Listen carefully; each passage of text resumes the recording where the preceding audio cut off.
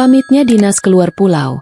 Tapi jam 1 dini hari tetangga menggedor pintu dengan wajah panik dan memaksaku melihat siapa yang sebenarnya sedang duduk santai di ruang tamunya. Halo sobat semuanya. Sebelum kita bahas lebih dalam, yuk klik tombol subscribe dan like dulu supaya kita bisa terus berbagi kisah menarik lainnya. Coba tulis di kolom komentar. Bapak Ibu lagi nonton dari kota mana nih? Semoga hari ini membawa keberkahan, rezeki yang berlimpah, dan kebahagiaan lahir batin bagi kita semua. Amin. Pipi kiriku rasanya panas, tapi hatiku jauh lebih mendidih pagi ini. Prasetya baru saja melayangkan tangannya ke wajahku hanya karena masalah kerah kemeja yang menurutnya kurang licin. Padahal kalau dilihat pakai mikroskop pun, aku yakin itu kemeja sudah rapi setengah mati. Dia berdiri di sana, menatapku dengan mata melotot yang biasa dia pakai saat memarahi bawahan di kantornya, sambil merapikan jas mahalnya yang harganya mungkin bisa buat beli motor bekas. Lucu ya, orang bisa terlihat begitu gagah dan berwibawa dengan setelan jas rapi, tapi kelakuannya lebih primitif daripada manusia purba yang berebut makanan. Aku cuma bisa menunduk, memegang pipiku yang mulai berdenyut, sambil menahan air mata yang rasanya enggan keluar karena sudah terlalu sering diperas. Kalau kalian lihat Prasetya di luar sana, kalian pasti ingin minta tanda tangan atau foto bareng. Dia itu definisinya lelaki idaman ibu-ibu pengajian dan panutan bapak-bapak kompleks.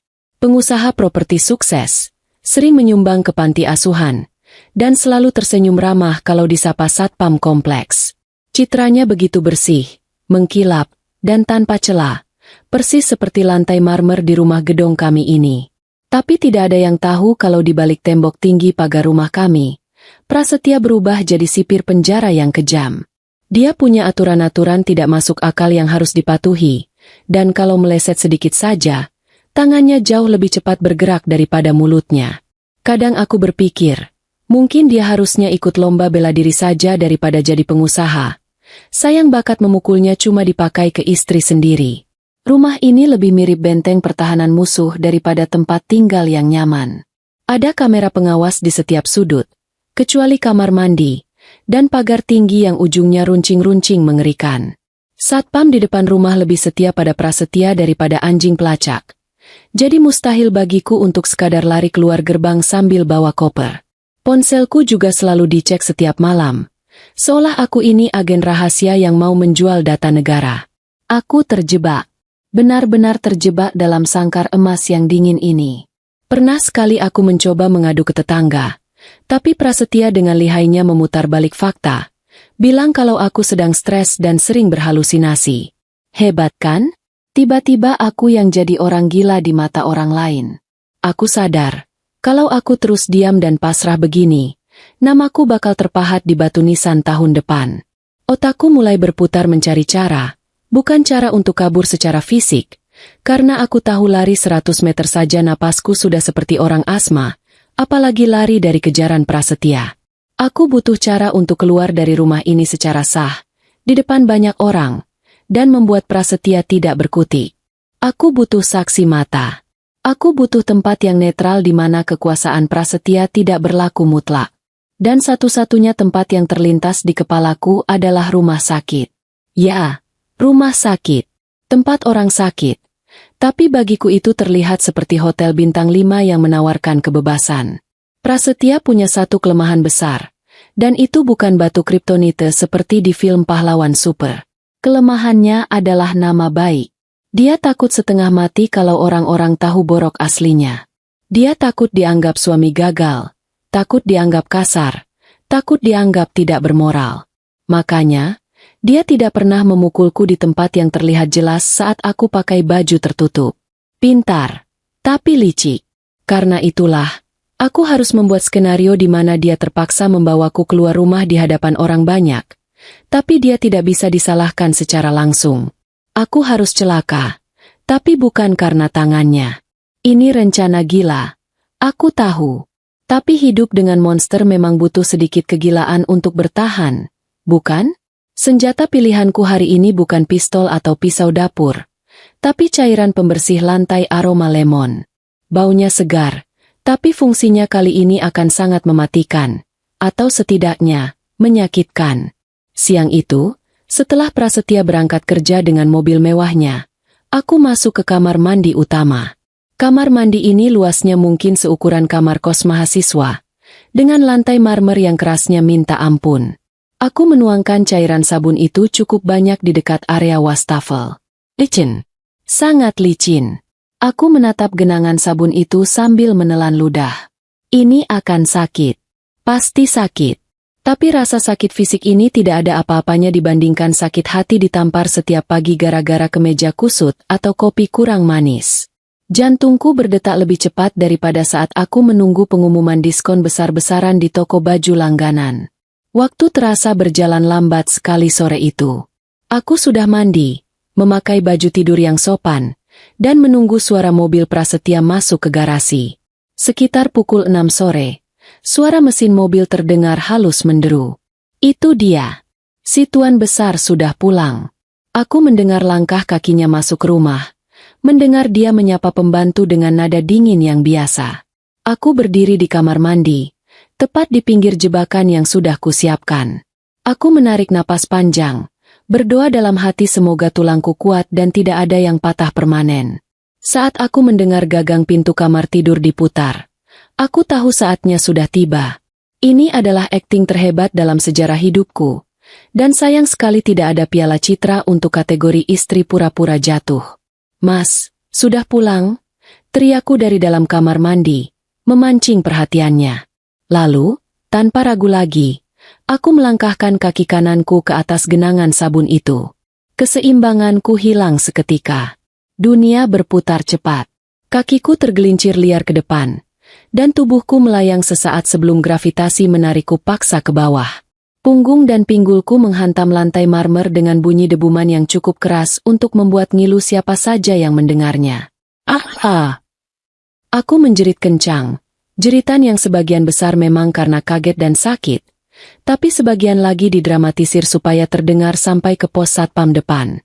Bunyi debuman tubuhku di lantai marmer itu sukses bikin suasana rumah hening seketika.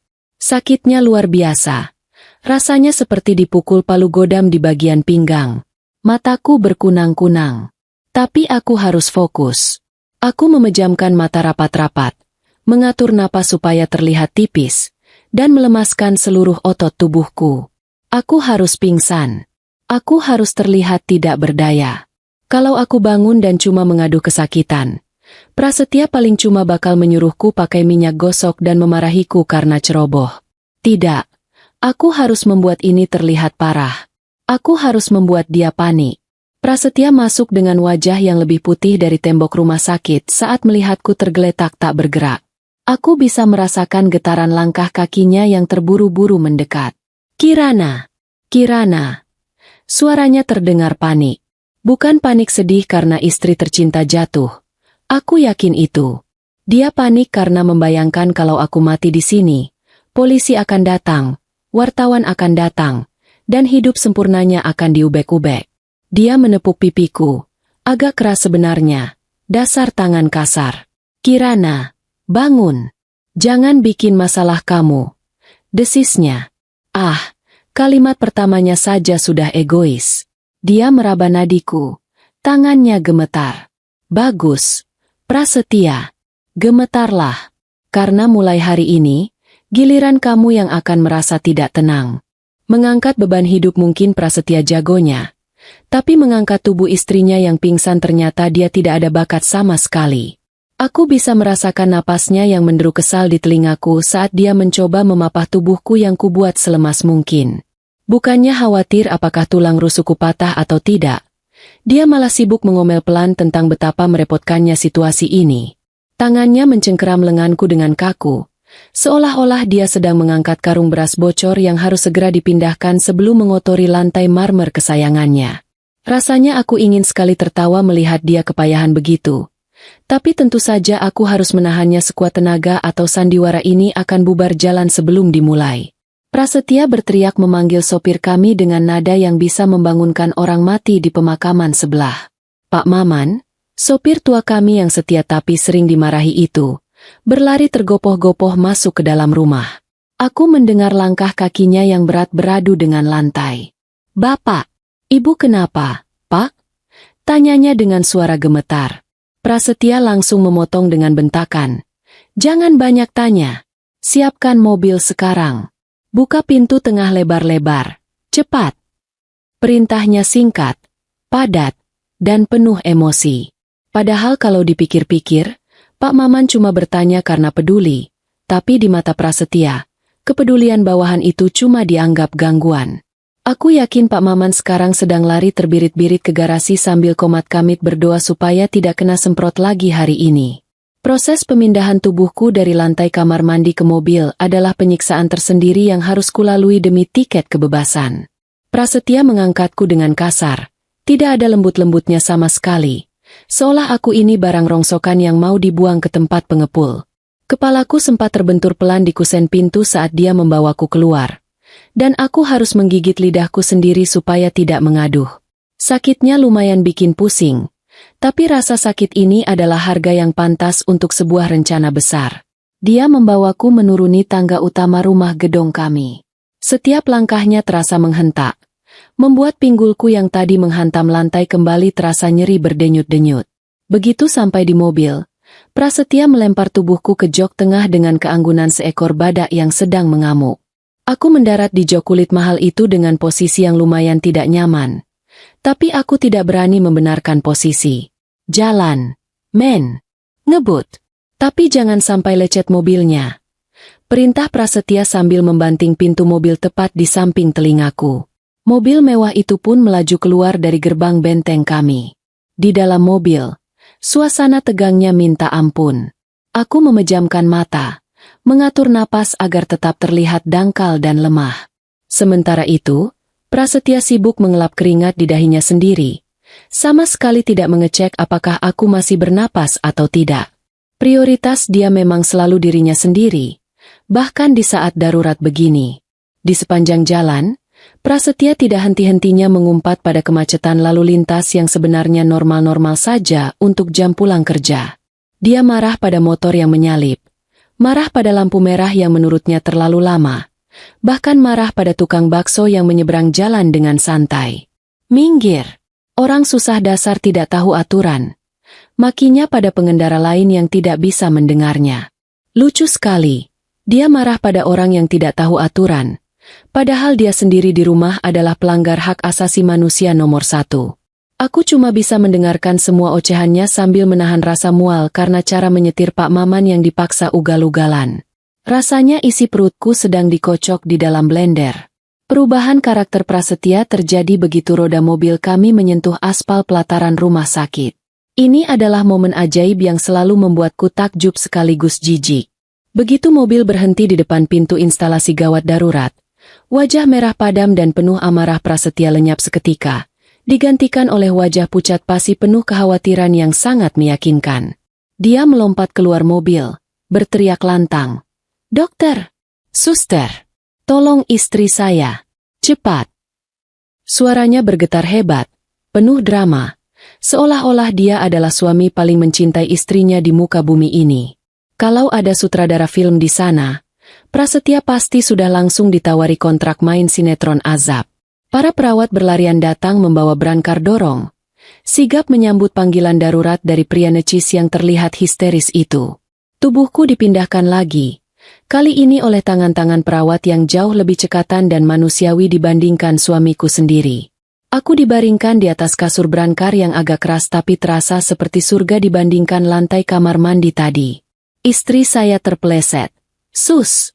Tiba-tiba jatuh dan tidak sadar. Tolong lakukan yang terbaik, biaya bukan masalah. Seru Prasetya sambil berlari kecil di samping brankar yang didorong masuk. Kalimat, biaya bukan masalah, itu diucapkannya dengan volume yang agak keras. Sengaja biar semua orang di sana dengar kalau dia orang kaya yang bertanggung jawab. Dasar tukang pamer. Bahkan di rumah sakit pun dia masih sempat-sempatnya membangun pencitraan. Cahaya lampu neon lorong rumah sakit berkelebatan di balik kelopak mataku yang terpejam. Rasanya silau dan pusing. Suara roda brankar yang berdecit di lantai rumah sakit terdengar begitu nyaring di telingaku, beradu dengan suara riuh rendah pasien lain dan teriakan petugas medis. Aku merasakan dinginnya pendingin ruangan rumah sakit yang menusuk kulit. Berbeda sekali dengan udara di rumah yang selalu terasa panas dan mencekik. Prasetya masih terus memegang tanganku sambil terus ngoceh. Bertahan ya, sayang. Mas ada di sini. Mas tidak akan membiarkan kamu kenapa-napa. Aku yakin dia melakukan itu karena banyak mata yang melihat. Kalau kami cuma berdua di gang sepi, mungkin dia sudah meninggalkanku di pinggir jalan. Sesampainya di bilik pemeriksaan, tirai hijau langsung ditarik menutup, memisahkan kami dari hiruk-pikuk dunia luar. Bapak tolong tunggu di luar sebentar. Kami harus memeriksa pasien, kata seorang perawat dengan tegas. Prasetya sempat menolak. Saya suaminya. Saya harus tahu kondisi istri saya. Tapi perawat itu tidak kalah galak. Justru karena bapak suaminya, bapak harus tenang dulu di luar biar kami bisa kerja. Nanti dokter akan jelaskan. Akhirnya dengan berat hati dan mungkin sedikit takut citranya rusak kalau marah-marah di rumah sakit, Prasetya melepaskan tanganku. Aku mendengar langkah kakinya menjauh. Lalu suara tirai dibuka dan ditutup kembali. Akhirnya, untuk pertama kalinya hari ini, aku bisa bernapas lega tanpa harus pura-pura menahan napas. Meskipun tubuhku sakit semua dan kepalaku pening bukan main, rasanya beban berat di dadaku sedikit terangkat. Aku sudah berhasil keluar. Aku sudah ada di wilayah netral. Tapi ini baru permulaan. Aku tahu Prasetya pasti sedang mondar-mandir di luar sana seperti setrikaan panas, menyusun cerita bohong apa yang akan dia sampaikan ke dokter nanti.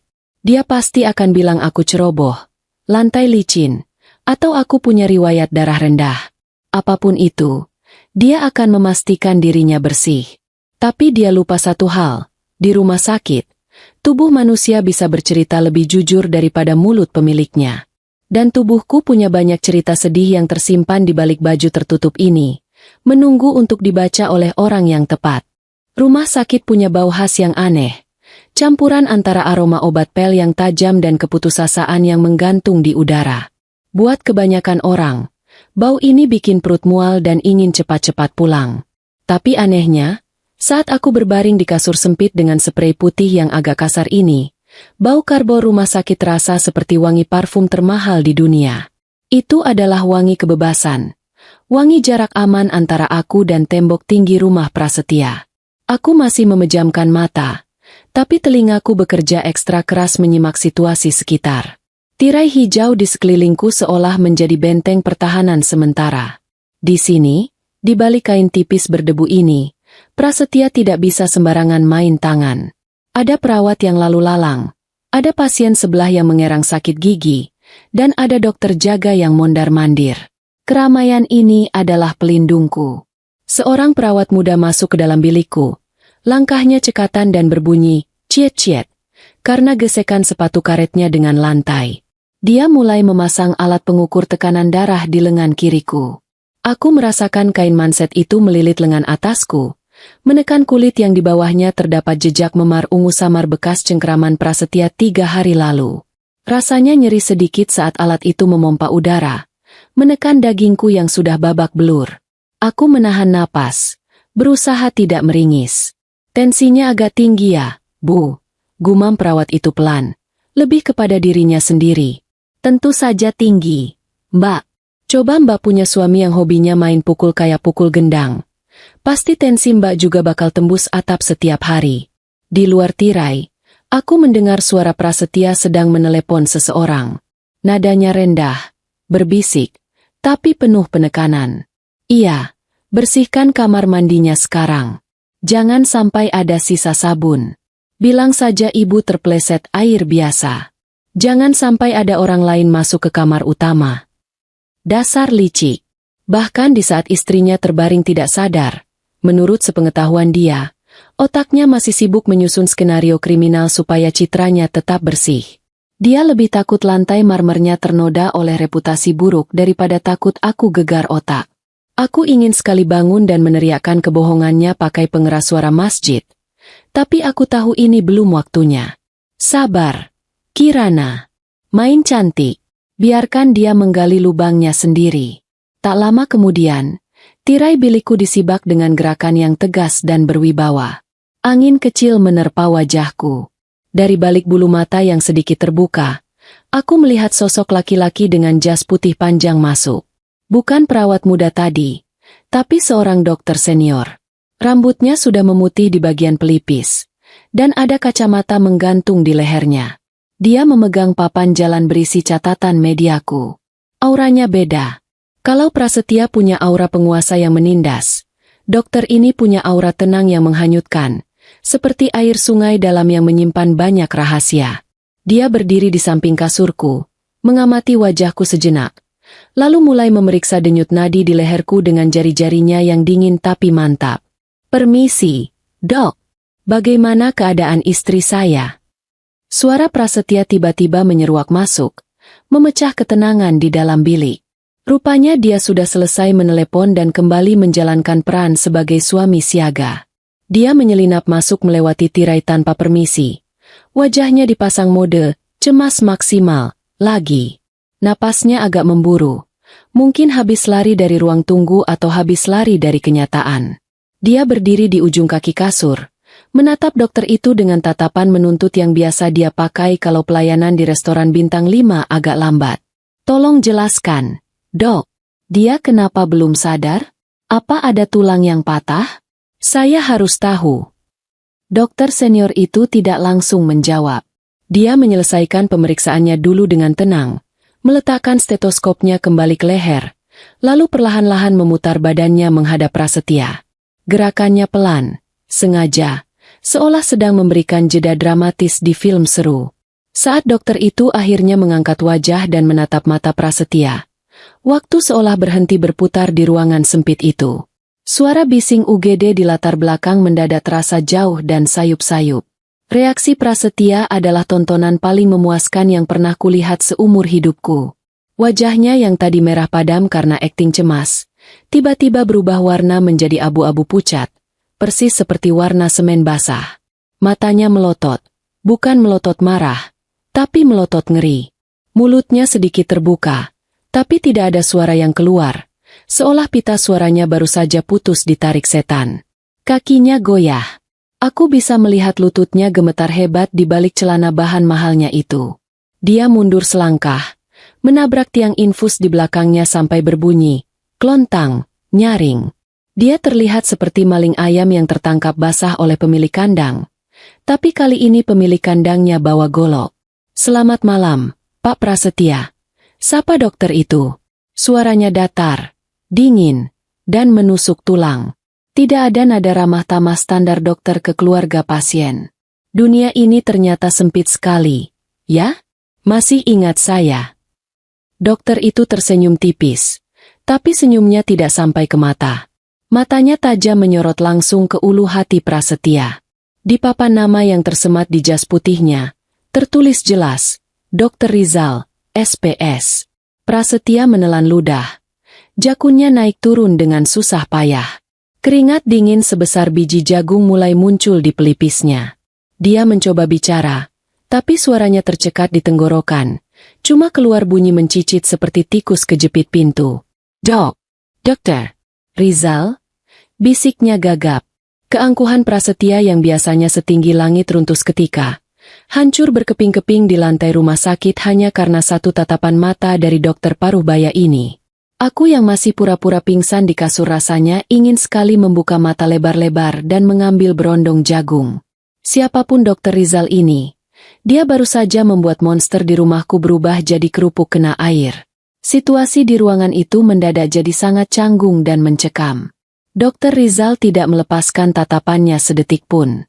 Dia melangkah maju satu langkah mendekati Prasetya, membuat suamiku itu mundur lagi dengan panik sampai punggungnya menempel di dinding tirai.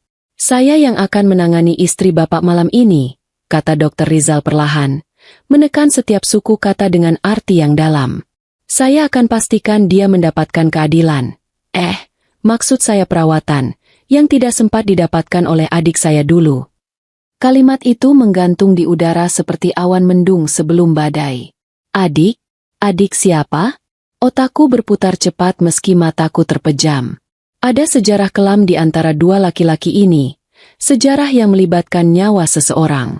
Dan entah bagaimana, aku merasa sejarah itu kini menjadi satu-satunya senjataku untuk selamat.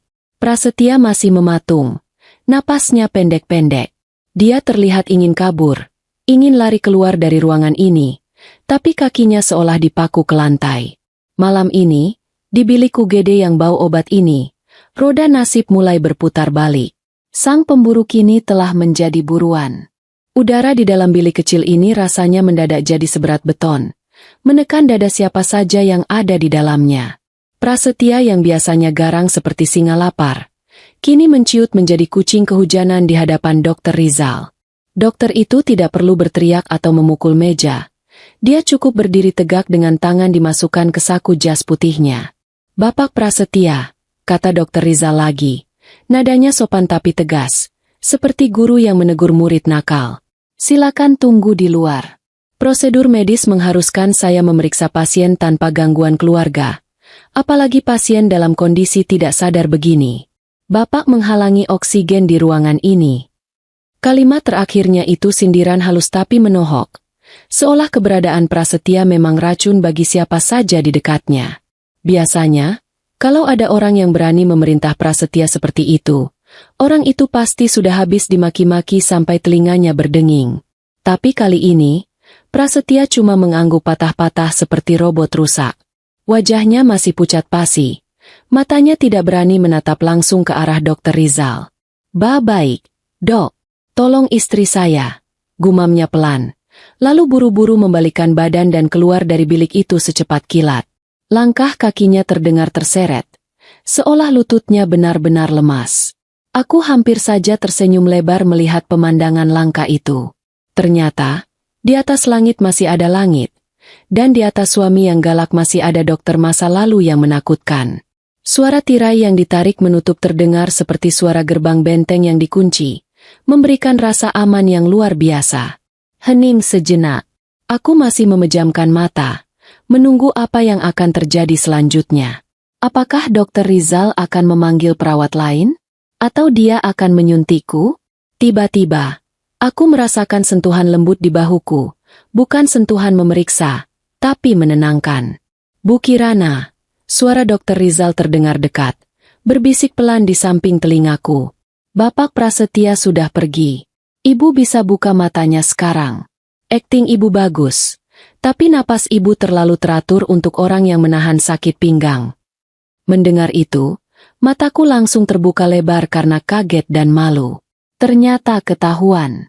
Aku mengerjap-ngerjap, menyesuaikan mata dengan cahaya lampu neon yang terang benderang di atas kepala. Di depanku, Dr. Rizal sedang tersenyum. Bukan senyum sinis, tapi senyum sedih yang penuh pengertian. Dia menarik kursi bulat kecil di dekat kasur dan duduk di sampingku. "Jangan khawatir," katanya sambil mencatat sesuatu di papan jalan. Pura-pura sibuk biar orang yang lewat di luar tirai tidak curiga. "Saya tidak akan membocorkan rahasia ibu. Saya tahu ibu tidak pingsan, dan saya juga tahu ibu terpleset bukan karena lantai licin semata, tapi karena ibu ingin keluar dari rumah itu, kan?" Aku terdiam. Lidahku keluh. Bagaimana dia bisa tahu sedetail itu? Apa dia dukun berkedok dokter spesialis? Dr. Rizal meletakkan pulpennya. Lalu dengan sangat hati-hati, dia menyingsingkan sedikit lengan baju panjangku ke atas. Di sana, di kulit lengan atasku yang putih pucat, terlihat jelas jejak-jejak memar keunguan. Ada yang baru, ada yang sudah menguning mau sembuh. Itu adalah karya seni abstrak hasil cubitan dan cengkeraman Prasetya setiap kali dia kesal. "Lantai kamar mandi tidak bisa mencubit lengan sekuat ini, Bu Kirana," katanya pelan sambil menunjuk memar itu. "Lantai marmer itu benda mati. Dia tidak punya jari untuk menyakiti orang." Air mataku yang tadi kutahan mati-matian akhirnya tumpah juga, mengalir deras membasahi bantal rumah sakit yang tipis. Bukan karena sakit fisik, tapi karena rasanya lega luar biasa ada orang yang percaya tanpa aku harus menjelaskan panjang lebar. Selama ini aku merasa sendirian, berteriak di ruang hampa. "Tolong saya, Dok," bisikku parau. "Saya takut pulang. Kalau saya pulang, dia pasti akan marah besar karena kejadian ini." Dr. Rizal mengangguk.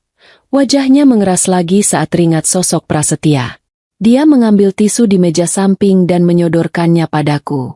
"Saya kenal betul tabiat laki-laki itu," ujar Dr. Rizal. Pandangannya menerawang jauh ke dinding putih di seberang. 5 tahun yang lalu, ada wanita lain yang dibawa ke rumah sakit ini oleh Prasetya. Kasusnya sama persis. Katanya terpeleset di kamar mandi utama. Datang sudah dalam keadaan koma, dan tidak pernah bangun lagi. Jantungku rasanya berhenti berdetak sesaat. Namanya Ratna, lanjut Dr. Rizal. Suaranya bergetar menahan emosi. Dia adik kandung saya satu-satunya. Istri pertama Prasetya. Rasanya seperti disambar petir di siang bolong. Jadi, gosip tentang istri pertama Prasetya yang meninggal mendadak itu benar? Dan dia adalah adik dari dokter yang sekarang duduk di depanku ini? Pantas saja Prasetya tadi ketakutan setengah mati. Dia baru saja bertemu dengan kakak ipar yang adiknya mati di tangannya. Waktu itu saya masih tugas di luar pulau, cerita Dr. Rizal lagi. Saya tidak sempat menyelamatkan Ratna. Prasetya menolak otopsi. Dia menyuap sana-sini supaya jenazah Ratna segera dikubur dengan alasan agama dan privasi. Saya tidak punya bukti kuat waktu itu, cuma kecurigaan yang membakar hati saya setiap hari. Dr. Rizal menatapku lurus. Matanya basah tapi menyala dengan tekad yang kuat. Saya gagal menyelamatkan adik saya, Bu Kirana. Tapi demi Tuhan, saya tidak akan membiarkan Prasetya menyakiti wanita lain lagi dengan cara yang sama. Malam ini, Ibu aman di sini. Saya akan buat diagnosa gegar otak ringan supaya Ibu harus dirawat inap minimal 3 hari. Kita ulur waktu. Dia menggenggam tanganku sebentar, menyalurkan kekuatan. Tapi Ibu harus janji satu hal. Ibu harus berani. Kita tidak bisa cuma bertahan. Kita harus menyerang balik. Karena monster seperti Prasetya tidak akan berhenti sampai dia dihentikan paksa. Aku mengangguk mantap, menghapus sisa air mata. Malam ini, di kamar UGD yang dingin, sebuah persekutuan rahasia terbentuk.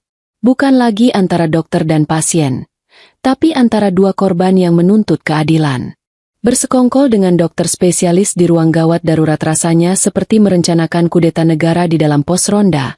Tegang tapi ada rasa aman yang aneh. Dr. Rizal bergerak cepat menyusun strategi medis yang sebenarnya lebih mirip naskah sandiwara daripada prosedur kesehatan. Dia mencoret-coret kertas rekam medis dengan wajah serius, seolah sedang menghitung rumus matematika rumit. Padahal dia cuma sedang mengarang cerita supaya aku bisa menginap di sini lebih lama.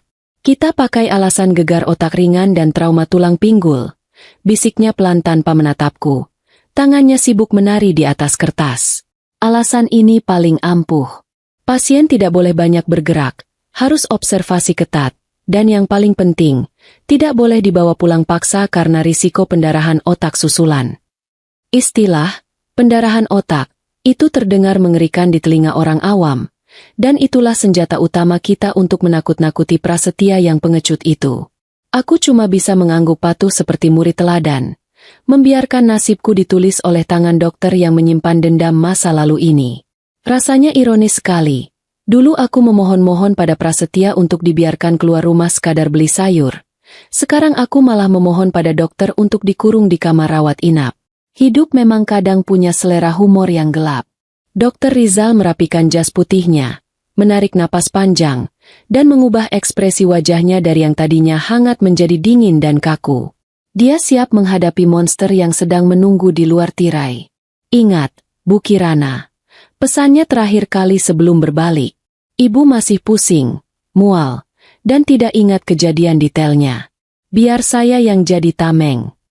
Suara langkah kaki Dr. Rizal yang tegas terdengar menjauh. Lalu suara tirai di sibak kasar menjadi tanda dimulainya babak kedua pertarungan mental ini. Dari balik kain hijau tipis yang memisahkan kami, aku menajamkan telinga, menyimak setiap gesekan suara di luar sana. Prasetya langsung menyambar dengan pertanyaan bertubi-tubi begitu melihat dokter keluar. Suaranya terdengar panik, nadanya naik turun tidak beraturan, persis seperti orang yang ketahuan menyontek saat ujian nasional. Dokter, bagaimana? Istri saya baik-baik saja, kan? Dia bisa pulang sekarang, kan? Saya punya dokter pribadi di rumah, peralatannya lengkap, dia bisa dirawat di sana saja.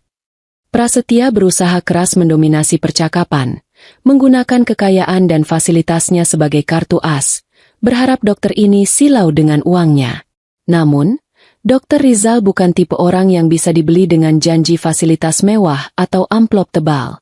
Aku mendengar suara dokter itu menjawab dengan nada datar yang tenang.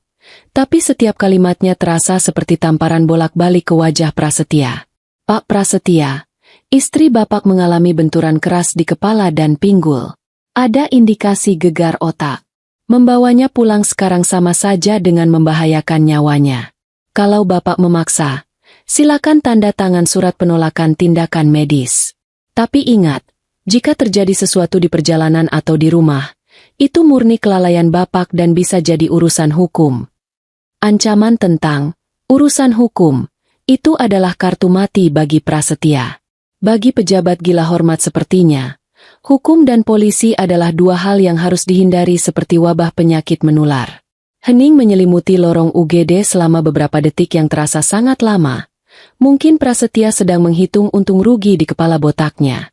Aku bisa membayangkan wajahnya sekarang. Pasti merah pada menahan amarah yang tidak bisa dia ledakan.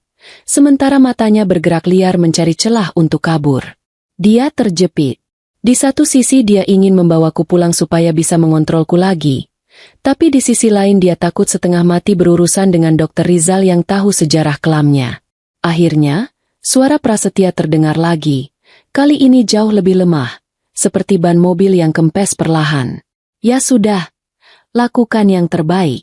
Saya mau dia dirawat di kamar paling bagus. Kelas 1. Tidak, yang paling mewah di rumah sakit ini. Jangan gabung dengan pasien lain. Permintaan kamar mewah itu bukan karena dia sayang padaku, tapi karena dia paranoid. Dia tidak mau aku sekamar dengan pasien lain yang mungkin ramah dan suka mengobrol. Dia takut aku curhat ke tetangga kasur tentang hobi suamiku yang suka main tangan. Dia ingin mengisolasi aku, bahkan di rumah sakit sekalipun. Dokter Rizal menyetujui permintaan itu dengan cepat. Mungkin dia berpikir di kamar privat justru aku akan lebih aman dan tenang. Baik, kami siapkan ruangannya. Bapak silakan urus administrasi di depan. Saya akan pastikan Bu Kirana stabil sebelum dipindahkan. Setelah perdebatan itu selesai, para perawat kembali masuk untuk memindahkanku ke ruang rawat inap. Perjalanan dari UGD ke lantai perawatan terasa seperti pawai kemenangan kecil bagiku. Aku didorong melewati lorong-lorong rumah sakit yang sepi, menatap lampu-lampu di langit-langit yang berkejar-kejaran. Tidak ada Prasetya yang memegangi tanganku dengan cengkeraman menyakitkan. Tidak ada bentakan, tidak ada tatapan mengancam. Hanya ada suara roda berangkar dan perawat yang bersenandung pelan. Sesampainya di kamar rawat inap yang dimaksud, aku hampir tertawa melihat kemewahannya. Kamar ini lebih mirip kamar hotel bintang 4 daripada tempat orang sakit. Ada sofa empuk, kulkas kecil, televisi layar datar yang besar, dan jendela lebar yang menghadap ke lampu-lampu kota. Prasetya benar-benar totalitas dalam membuang uang demi gengsi dan privasi. Begitu perawat selesai memasang infus dan meninggalkanku sendirian, pintu kamar terbuka pelan. Prasetya masuk. Dia sudah tidak sepanik tadi. Wajahnya sudah kembali datar. Topeng wibawanya sudah terpasang lagi dengan rapi. Dia berjalan mengelilingi kamar, memeriksa kamar mandi, memeriksa lemari, bahkan mengintip ke balik tirai jendela, persis seperti detektif yang sedang mencari penyadap suara. Setelah yakin kamar itu aman dan tidak ada orang lain, dia berjalan mendekati ranjangku. Dia berdiri di sampingku, menatapku bukan dengan kasih sayang, melainkan dengan tatapan menyelidik yang dingin. Kirana, panggilnya pelan. Aku membuka mata perlahan, memasang wajah lemas dan bingung yang sudah kulatih. Mas. Jawabku lirih. Dia mendekatkan wajahnya ke wajahku. Bau parfum mahalnya bercampur dengan bau keringat kecemasan. Kamu jangan macam-macam di sini. Jangan bicara aneh-aneh sama dokter atau perawat. Terutama dokter yang tadi. Jarinya menunjuk ke arah pintu dengan kaku. Ingat, citra saya adalah segalanya. Kalau sampai ada gosip miring keluar dari mulutmu, kamu tahu akibatnya. Ancaman itu terdengar klise, seperti dialog penjahat di film kartun Minggu pagi. Tapi aku tahu dia serius. Sakit, Mas. Pesing. Rintihku, mengalihkan pembicaraan. Aku tidak mau berdebat. Aku cuma mau dia pergi. Prasetya mendengus kesal, Seolah sakitku ini cuma akal-akalan untuk menyusahkan hidupnya. Padahal memang iya sih. Dia menegakkan badannya lagi, merapikan jasnya yang sedikit kusut. Saya harus pulang sebentar ambil baju ganti dan urus kerjaan. Besok pagi saya kesini lagi. Jangan coba-coba turun dari kasur. Setelah memastikan ponselku diletakkan di meja yang jauh dari jangkauan tanganku, dia akhirnya keluar kamar. Bunyi pintu yang tertutup rapat menjadi suara musik terindah malam ini. Aku sendirian. Benar-benar sendirian di ruangan yang sejuk dan tenang. Tidak ada kamera pengawas yang menatapku dari sudut plafon. Tidak ada aturan jam malam yang konyol. Aku menatap cairan infus yang menetes pelan. Satu tetes demi satu tetes. Menghitung waktu kebebasanku. Dr. Rizal memberiku waktu 3 hari. 3 hari untuk menyusun rencana selanjutnya. 3 hari untuk mencari tahu apa yang sebenarnya terjadi pada Ratna, istri pertama yang malang itu. Malam itu, aku tidak bisa tidur meski tubuhku lelah luar biasa. Pikiranku melayang ke masa lalu, mengingat-ingat setiap detail aneh di rumah kami yang dulu kuanggap angin lalu. Dulu, saat pertama kali menikah dan pindah ke rumah Prasetya, aku pernah menemukan sebuah anting emas tua terselip di celah lemari kamar mandi. Waktu itu Prasetya bilang itu milik ibunya yang sudah meninggal. Tapi sekarang, setelah mendengar cerita Dr. Rizal, bulu kuduku meremang. Jangan-jangan itu milik Ratna? Dan kenapa Prasetya begitu obsesif menjaga kamar mandi itu tetap kering dan bersih? Bahkan sampai marah besar kalau ada noda air sedikit saja? Otakku mulai menyusun potongan-potongan teka-teki, puzzle, yang mengerikan. Kamar mandi utama rumah kami bukan sekadar tempat membersihkan diri. Itu adalah tempat kejadian perkara yang sudah dibersihkan dengan sangat rapi. Prasetya pikir dia sudah menghapus semua jejak, tapi dia lupa bahwa kejahatan itu seperti bangkai tikus yang disembunyikan di plafon. Mau disemprot parfum sebanyak apapun, bau busuknya pasti akan tercium juga suatu hari nanti. Dan hidungku mulai mencium baunya sekarang. Tiba-tiba pintu kamarku diketuk pelan, membuatku tersentak kaget hampir mencabut selang infus. Jantungku berdegup kencang. Apa Prasetya balik lagi? Apa dia ketinggalan dompetnya?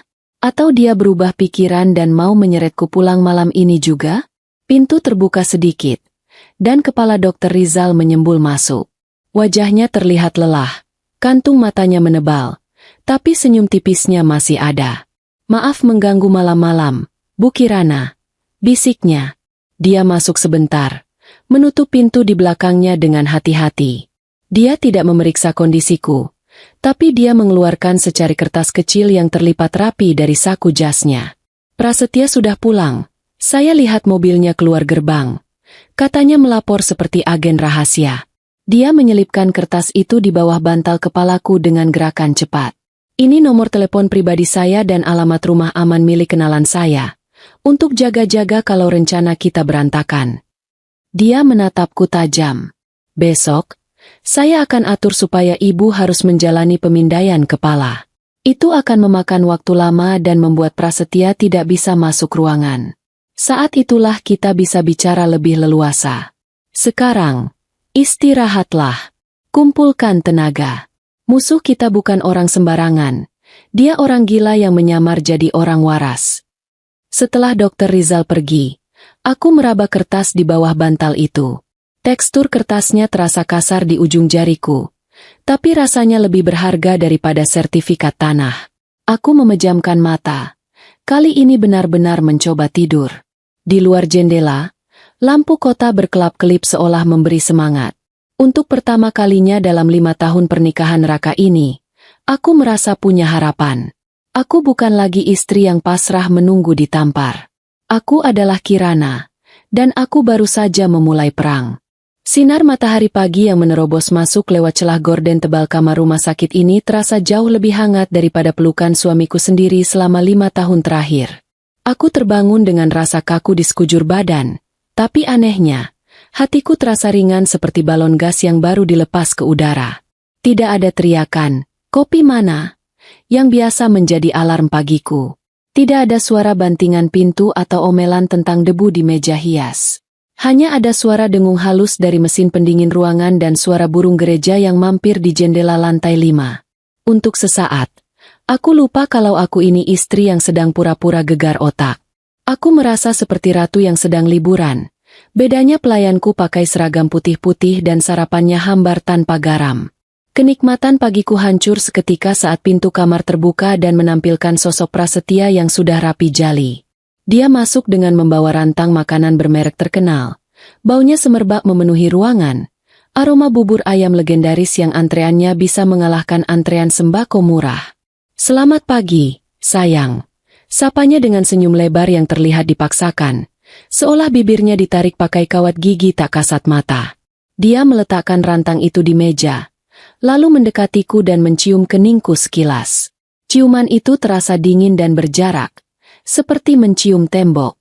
"Mas bawakan bubur kesukaanmu. Bubur rumah sakit pasti tidak enak, kan? Mas tidak mau istri Mas kurus kering nanti dikira Mas tidak becus urus istri. Lihat kan, bahkan dalam urusan perut pun, yang dia pikirkan adalah penilaian orang lain terhadap dirinya." Dia membuka rantang itu, menuangkan isinya ke mangkuk keramik yang entah dapat dari mana. "Ayo, Mas suapi," katanya sambil menyodorkan sendok.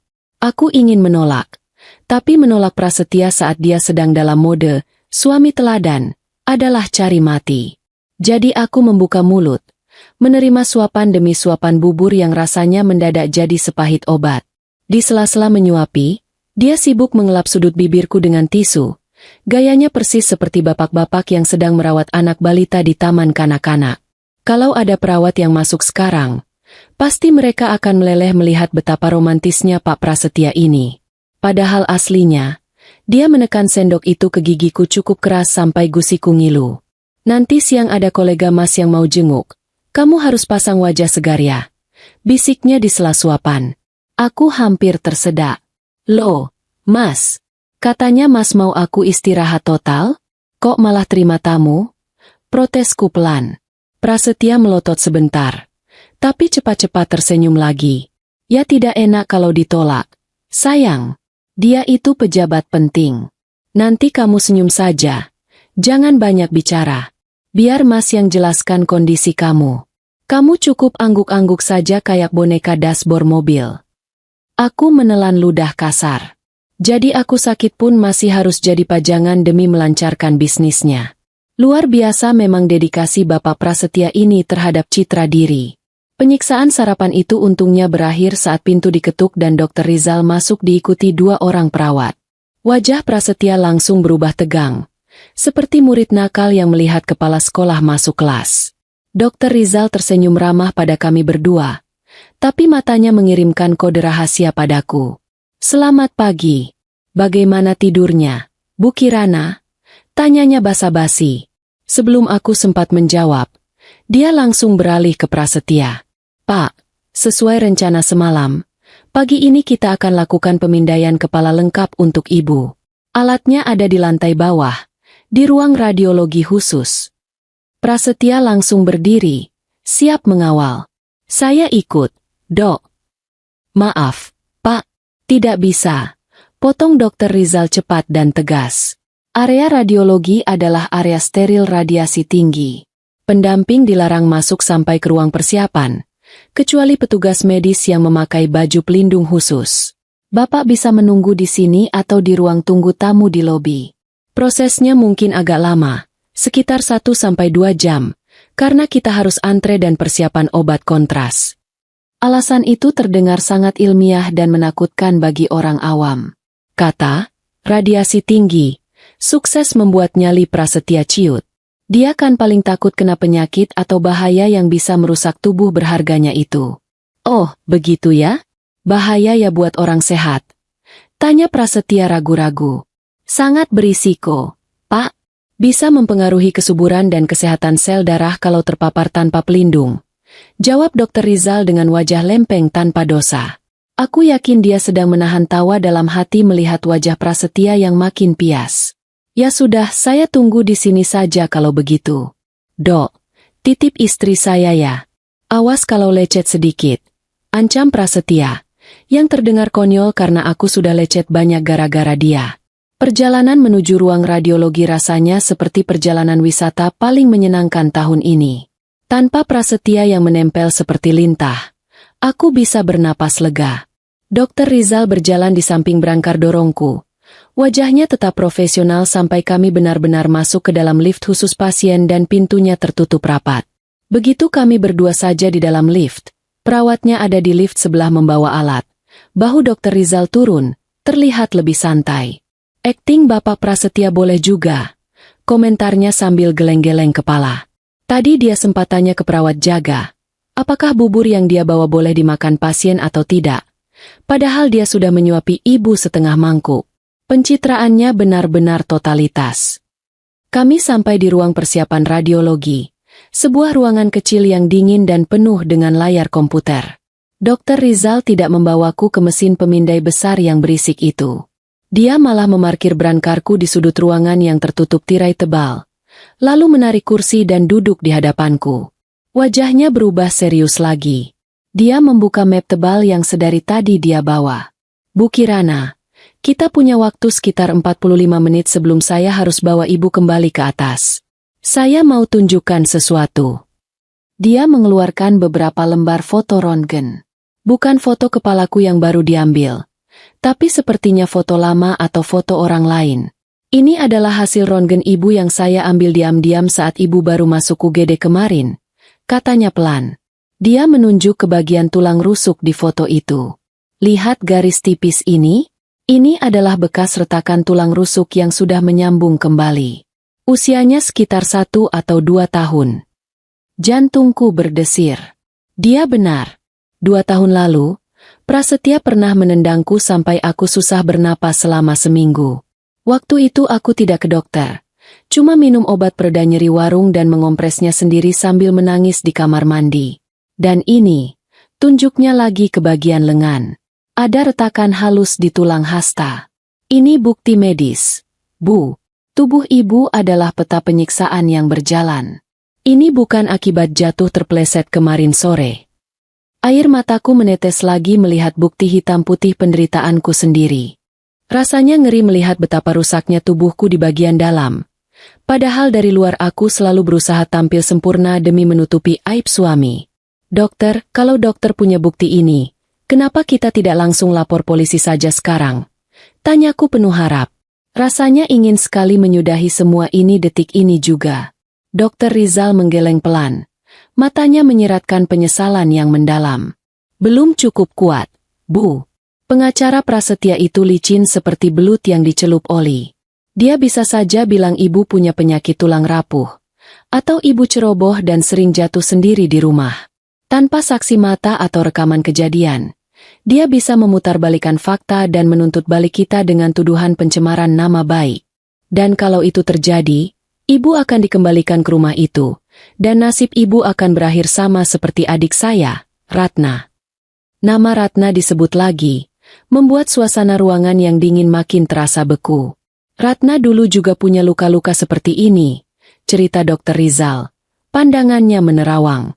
"Dia sering mengeluh sakit punggung, sakit tangan, tapi selalu bilang, cuma kebentur meja, atau jatuh dari tangga. Saya bodoh waktu itu karena percaya saja. Saya pikir dia cuma kiku. Sampai akhirnya, seminggu sebelum dia meninggal, dia menelepon saya tengah malam. Dia bilang dia takut. Dia bilang Prasetya mulai aneh, dan sering bicara sendiri tentang membersihkan noda." Dokter Rizal mencondongkan tubuhnya ke depan. Suaranya merendah menjadi bisikan konspirasi. "Ratna bilang dia menyimpan polis asuransi di dalam rumah itu. Bukan asuransi uang, tapi sesuatu yang bisa menjamin Prasetya tidak berani macam-macam kalau sampai ketahuan. Tapi sayangnya, Ratna meninggal sebelum sempat memberitahu saya apa benda itu dan di mana dia menyimpannya. Prasetya mengklaim Ratna terpleset di kamar mandi, kepalanya terbentur wastafel, dan pendarahan hebat. Selesai. Kasus ditutup." Tangan Dokter Rizal mengepal erat di atas lututnya sampai buku-buku jarinya memutih. "Jadi maksud dokter benda itu masih ada di rumah saya?" tanyaku, mataku membulat. "Kemungkinan besar, iya," jawab Dokter Rizal mantap. "Prasetya itu tipe orang yang paranoid tapi ceroboh. Kalau dia sudah menemukan benda itu, Dia pasti sudah memusnahkannya dan hidup tenang. Tapi lihat dia sekarang. Dia ketakutan setiap kali melihat saya. Dia gelisah. Dia selalu mengawasi ibu dengan ketat. Itu artinya dia juga belum menemukan benda itu. Atau dia takut ibu yang menemukannya. Tugas baru ini terasa jauh lebih berat daripada sekadar pura-pura sakit. Aku harus menjadi detektif di sarang penjahat. Apa yang harus saya cari, Dok? Rumah itu besar sekali. Tanyaku putus asa. Dokter Rizal berpikir sejenak. Ratna itu suka sekali menulis. Dia menulis buku harian, menulis surat, menulis apa saja. Dan dia punya kebiasaan aneh. Dia suka menyembunyikan barang berharga di tempat yang paling sering dilihat orang tapi tidak diperhatikan. Tempat yang terang tapi gelap. Terang tapi gelap? Ulangku bingung. Teka-teki macam apa ini? Saya juga tidak paham betul maksudnya. Bu, itu kalimat terakhir dia di telepon. Kak, kalau aku pergi, cari di tempat yang paling terang tapi paling gelap bagi Mas Prasetya. Dokter Rizal menatap jam tangannya. Waktu kita habis. Kita harus kembali ke atas sebelum Prasetya curiga. Ingat, Bu Kirana, misi utama ibu nanti saat pulang adalah mencari peninggalan Ratna itu. Itu satu-satunya kunci untuk menyeret Prasetya ke penjara seumur hidup. Perjalanan kembali ke kamar rawat inap terasa sangat berbeda. Tadi aku turun sebagai korban yang ketakutan. Sekarang aku naik sebagai pemegang misi rahasia. Jantungku berdebar kencang. Bukan karena takut, tapi karena adrenalin. Saat pintu lift terbuka di lantai 5, aku melihat Prasetya sedang berdiri di depan pintu kamar rawat. Mengetuk-ngetukkan kakinya dengan tidak sabar ke lantai. Wajahnya masam. Begitu melihat kami, dia langsung menyambar. Lama sekali. Katanya cuma sejam? Ini sudah hampir 2 jam. Kalian ngapain saja di bawah? Antreannya panjang. Pak, ada pasien darurat kecelakaan tadi. Jawab Dokter Rizal tenang tanpa kedip. Prasetya mendengus kasar. Lalu menatapku dengan curiga. Tatapannya menelusuri wajahku seolah mencari tanda-tanda pengkhianatan. Kamu tidak bicara macam-macam kan di bawah? Bisiknya tajam saat perawat memindahkan aku kembali ke kasur. Aku menggeleng lemah, memasang wajah polos dan bodoh. Ngomong apa sih, Mas? Aku tidur terus tadi. Pesing. Jo. Prasetya menatapku lama. Lalu akhirnya menghela napas lega. Dia tidak tahu, di balik wajah istri bodoh ini, ada otak yang sedang menyusun rencana untuk menghancurkan hidup sempurnanya. Perang dingin di antara kami baru saja naik level. Matahari sore belum juga tenggelam, tapi suasana di kamar rawat inap ini sudah terasa suram seperti langit mendung mau hujan badai. Sesuai janji, atau lebih tepatnya ancaman, Prasetya tadi pagi, tamu kehormatannya benar-benar datang. Namanya Pak Broto. Seorang rekan bisnis yang perutnya buncit dan tawanya menggelegar sampai bikin kaca jendela bergetar. Dia datang membawa keranjang buah yang besarnya tidak masuk akal. Isinya buah-buahan impor yang harganya mungkin setara gaji bulanan buruh pabrik. Prasetya menyambutnya dengan gaya yang sangat menjijikan untuk dilihat. Dia membungkuk hormat, menjabat tangan dengan erat, dan memasang wajah paling ramah sedunia. Topeng suami teladan dan pengusaha sukses itu melekat sempurna di wajahnya, tanpa celah sedikit pun. Wah, Bu Kirana, semoga lekas sembuh ya.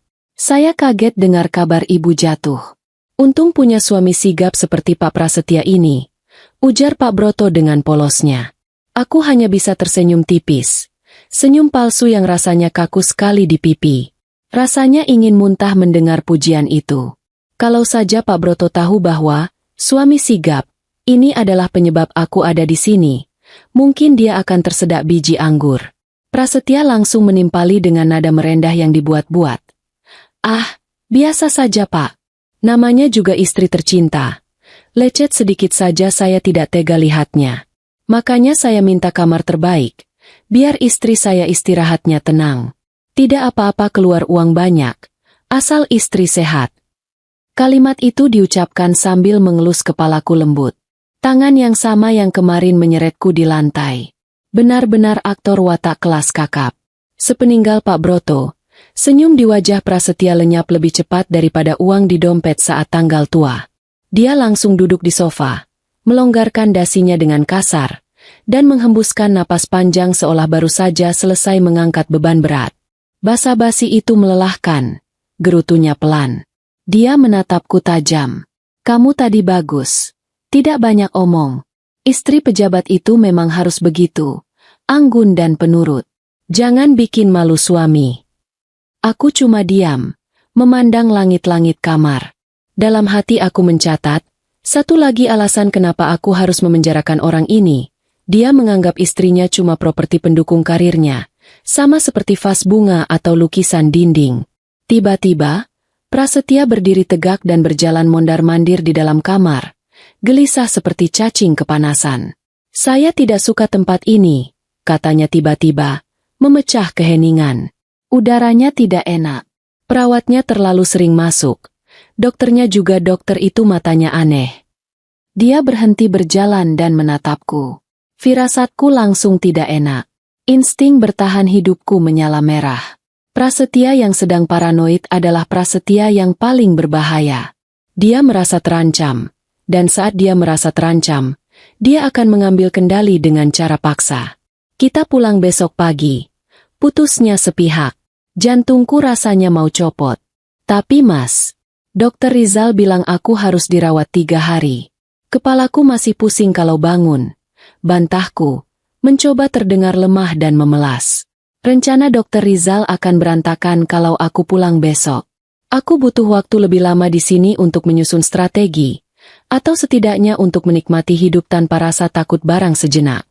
Persetan dengan dokter itu, desis Prasetya. Dia itu sok tahu. Saya lihat cara dia menatap saya. Dia itu tidak sopan. Saya tidak mau kamu dirawat sama orang yang punya sentimen pribadi. Besok pagi saya urus administrasinya. Kita pulang. Titik. Malam harinya, saat Dokter Rizal datang untuk pemeriksaan rutin, ketegangan di ruangan itu memuncak sampai ke ubun-ubun. Prasetya berdiri berkacak pinggang di samping ranjangku, membusungkan dadanya seolah menantang duel. Dokter, siapkan surat kepulangan istri saya besok pagi. Saya mau bawa dia rawat jalan di rumah saja, kata Prasetya tanpa basa-basi. Dokter Rizal yang sedang memeriksa infusku berhenti bergerak sejenak. Dia menegakkan badan, menatap Prasetya dengan tenang tapi matanya menyiratkan kekecewaan. Pak Prasetya, seperti yang saya bilang tadi pagi, kondisi Bu Kirana belum stabil. Gegar otak itu bukan main-main. Kalau terjadi pembengkakan di rumah bagaimana? Bapak punya alat pemindai di kamar tidur. Perdebatan dua lelaki ini lebih sengit daripada debat calon presiden di televisi. Saya bisa sewa perawat dan dokter panggilan, bentak Prasetya. Suaranya mulai meninggi. Saya punya uang. Saya bisa beli alat medis kalau perlu. Pokoknya saya tidak nyaman istri saya lama-lama di sini. Rumah sakit ini pelayanannya lambat, tidak sesuai standar saya. Alasan klasik orang kaya yang kehabisan argumen, menyalahkan pelayanan. Dokter Rizal menghela napas panjang. Dia tahu dia kalah posisi. Secara hukum, Prasetya adalah wali sah dan suamiku. Kalau dia memaksa pulang paksa dengan tanda tangan surat penolakan medis, pihak rumah sakit tidak bisa menahan kami seperti tahanan. Baik, kalau itu keputusan Bapak, kata Dokter Rizal akhirnya. Suaranya terdengar berat. Tapi Bapak harus tanda tangan surat pernyataan bahwa segala risiko ditanggung sendiri. Dan satu lagi, Pak, obat-obatan ini harus diminum tepat waktu. Kalau Bu Kirana sampai pingsan lagi, jangan salahkan kami. Prasetya tersenyum menang, senyum licik yang membuatku ingin melempar bantal ke wajahnya. Siapkan saja kertasnya. Saya tanda tangan sekarang pun bisa. Setelah Prasetya keluar sebentar untuk memanggil perawat administrasi, Dokter Rizal mendekatiku dengan cepat. Waktu kami tinggal hitungan detik. Maafkan saya, Bu Kirana. Saya tidak bisa menahan dia lebih lama lagi. Bisik Dokter Rizal cepat. Wajahnya tampak bersalah. Dia terlalu curiga. Kalau saya paksa ibu tetap di sini, dia malah akan semakin waspada dan mungkin memindahkan ibu ke rumah sakit lain yang dokternya bisa dia bayar. Aku mengangguk pasrah. Air mata mulai menggenang di sudut mata. Benteng pertahananku runtuh. Besok aku harus kembali ke kandang singa, sendirian, tanpa tameng jas putih ini. Tidak apa-apa, Dok. Mungkin memang ini jalannya. Saya harus masuk ke sana untuk mencari bukti itu, kan? Dokter Rizal merogoh saku jasnya dan mengeluarkan sebuah benda kecil. Sangat kecil, seukuran korek api kayu. Itu adalah kartu memori telepon genggam. Dengarkan saya baik-baik. Di rumah ibu, pasti ada telepon genggam bekas atau tablet yang tidak terpakai, kan? Masukkan kartu ini ke sana kalau ibu sudah menemukan buktinya. Di dalamnya ada aplikasi pelacak dan perekam otomatis yang langsung terhubung ke sistem komputer saya. Begitu ibu aktifkan, saya akan tahu posisi ibu dan apa yang terjadi di sana. Dia menyelipkan benda mungil itu ke dalam genggaman tanganku. Sembunyikan di tempat yang paling aman. Di balik lipatan baju dalam. Atau di mana saja yang Prasetya tidak akan sentuh. Dan ingat teka-teki Ratna. Tambahnya sambil menatap mataku lekat-lekat. Tempat yang paling terang tapi paling gelap. Cari tempat itu, Bu. Prasetya itu orangnya rapi dan gila kontrol. Dia tidak akan mengubur barang bukti di tanah atau membuangnya ke sungai. Dia terlalu takut barang itu ditemukan orang lain secara tidak sengaja. Dia pasti menyimpannya di dekatnya, di tempat yang dia bisa awasi setiap hari, tapi orang lain tidak akan curiga. Suara langkah kaki Prasetya terdengar mendekat dari lorong. Dokter Rizal langsung mundur, kembali ke posisi profesionalnya. Istirahat yang cukup malam ini, Bu. Besok perjalanan pulang akan melelahkan. Malam itu, aku tidak tidur sedetik pun. Aku menggenggam kartu memori kecil itu erat-erat sampai telapak tanganku berkeringat. Benda sekecil kuku jari ini adalah satu-satunya jembatan antara aku dan keadilan. Besok pagi, aku akan kembali menjadi tawanan di rumahku sendiri.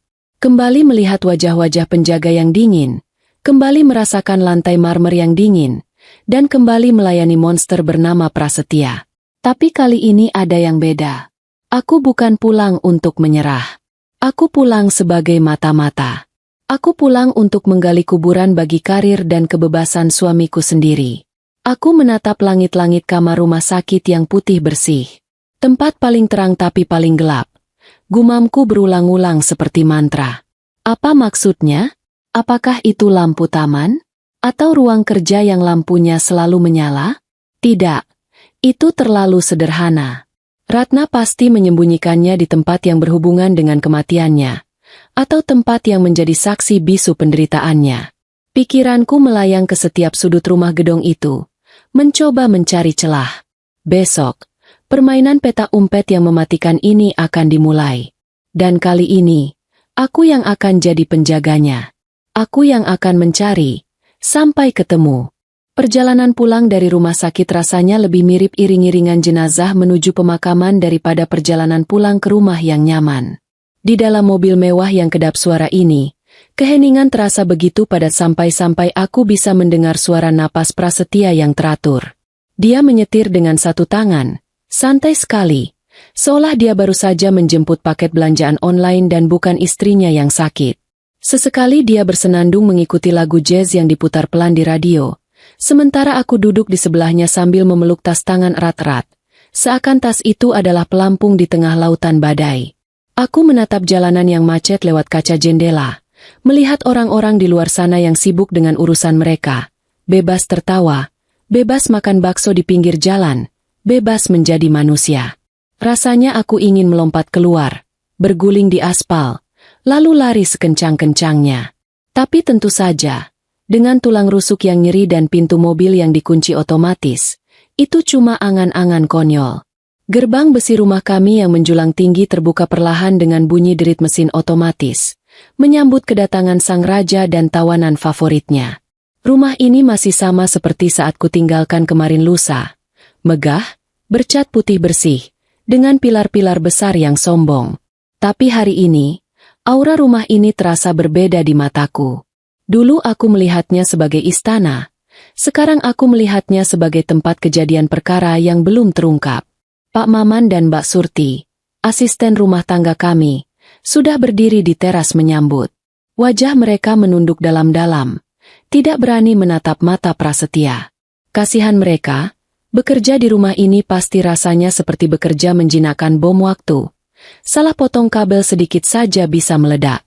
Bawa tas ibu ke kamar atas. Siapkan air hangat, tapi jangan terlalu panas. Dan ingat, jangan ada debu setitik pun di meja rias. Perintah Prasetya begitu turun dari mobil. Dia tidak memapahku kali ini. Mungkin dia pikir karena sudah sampai di wilayah kekuasaannya, dia tidak perlu lagi berakting jadi suami siaga. Aku berjalan pelan di belakangnya. Langkahku tertatih-tatih. Kali ini bukan akting. Badanku memang rasanya remuk setelah perjalanan jauh. Kami naik ke lantai 2, menuju kamar utama yang menjadi pusat segala mimpi buruk ini.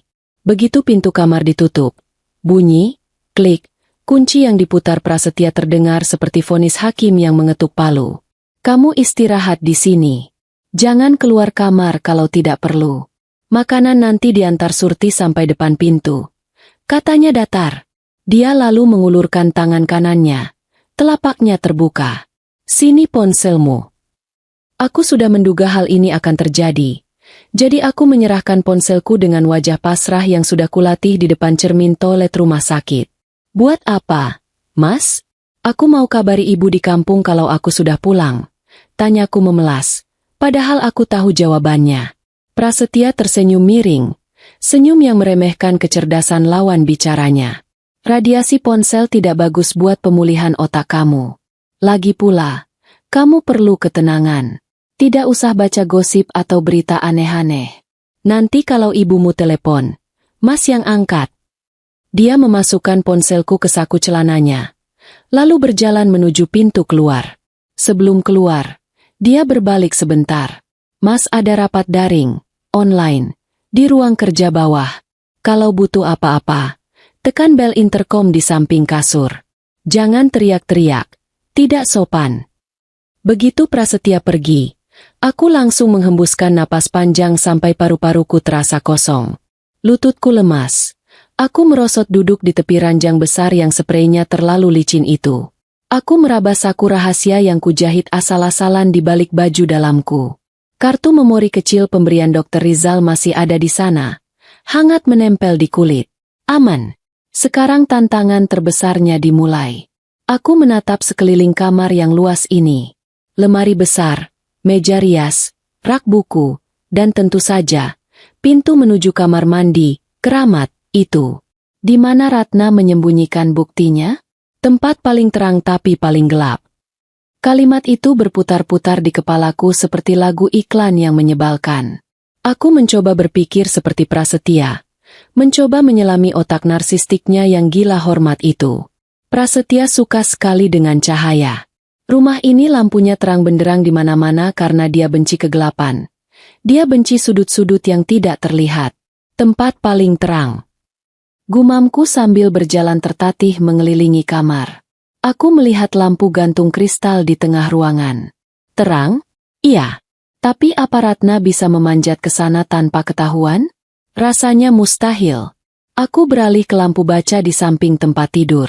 Terlalu mudah ditemukan. Pandanganku kemudian jatuh pada meja rias besar di sudut ruangan, tempat Prasetya biasa menghabiskan waktu berjam-jam untuk mematut diri, memastikan tidak ada uban yang tumbuh atau kerutan yang muncul. Meja rias itu punya cermin yang dikelilingi lampu-lampu bulat yang sangat terang, persis seperti meja rias artis di ruang ganti. Itu adalah tempat paling silau di kamar ini. Kalau dinyalakan, cahayanya bisa bikin buta sesaat. Prasetya cinta mati sama cermin itu. Dia selalu berdiri di sana, mengagumi bayangannya sendiri.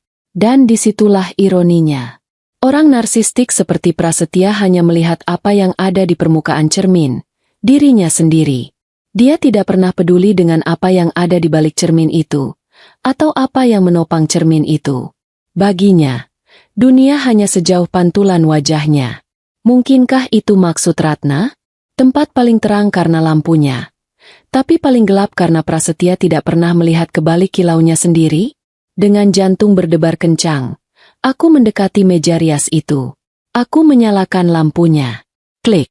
Cahaya putih terang langsung menyembur, menyinari wajahku yang pucat dan penuh kantung mata. Aku meraba bingkai cermin yang terbuat dari kayu jati tebal itu. Kokoh sekali. Tidak ada celah. Tidak ada laci rahasia yang terlihat. Aku mulai putus asa. Apa aku salah tebak? Apa maksudnya lampu taman? Tiba-tiba, mataku menangkap sesuatu yang ganjil. Di antara deretan lampu-lampu bohlam yang mengelilingi cermin, ada satu bohlam di sudut kanan bawah yang posisinya sedikit miring, tidak tegak lurus seperti yang lain. Sangat samar. Kalau tidak diperhatikan dengan teliti pasti terlewat. Aku menoleh ke arah pintu kamar, memastikan kunci masih terpasang rapat, lalu kembali fokus ke bohlam miring itu. Tanganku gemetar saat menyentuh bohlam tersebut. Panas. Tentu saja panas. Ini lampu pijar. Aku mengambil tisu dari kotak di meja untuk melapisi tanganku, lalu mencoba memutar bohlam itu perlahan. Putar ke kiri. Krek. Bunyinya kasar, seperti ada pasir di ulirnya. Bohlam itu terlepas dari dudukannya. Dan di sana, di dalam rongga fitting lampu yang kosong dan gelap itu, aku melihat sesuatu. Bukan kabel listrik biasa. Ada sesuatu yang menyembul sedikit, berwarna hitam, terjepit di antara keramik dudukan lampu dan kayu bingkai cermin.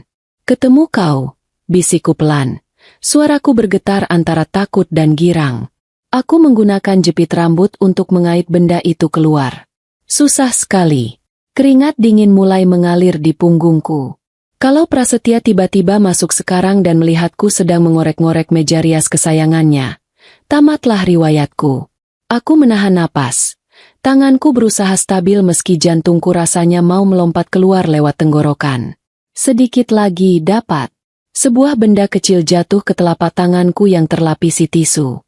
Itu adalah kartu memori micro SD, jadul, jenis yang biasa dipakai di ponsel 10 tahun lalu.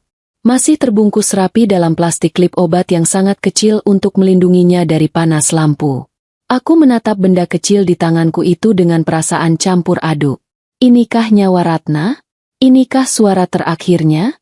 Inikah kunci yang akan membuka pintu penjara untuk suamiku? Ratna benar-benar jenius. Dia menyembunyikan bukti kejahatan Prasetya tepat di depan wajah Prasetya setiap hari.